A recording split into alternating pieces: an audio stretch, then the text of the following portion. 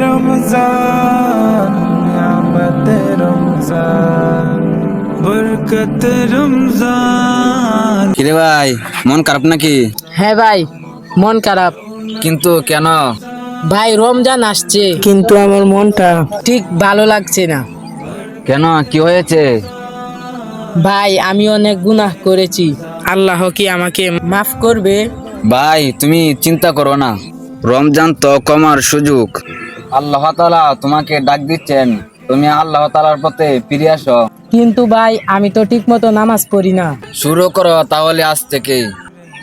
আল্লাহ তোমার শুরু দেখেন, শেষ দেখে নাই। তাহলে কি ভাই আমি এই রমজান থেকে বদলে যেতে পারবো? ইনশাল্লাহ। যে মন থেকে চাই আল্লাহ তাআলা তাকে কখনো আল্লাহ তাআলা ফিরিয়ে দেয় না। ভাই আমার জন্য দোয়া করবে, এই রমজানে যেন আমি ভালো হয়ে যেতে পারি। হ্যাঁ ভাই, খালি তোমার জন্য না, সকল মুসলিম ভাইদেরকে সবার জন্য দোয়া করি যেন আল্লাহ তাআলা তাকে 30টা রোজা রাখার মতন তৌফিক দান করেন। আমিন।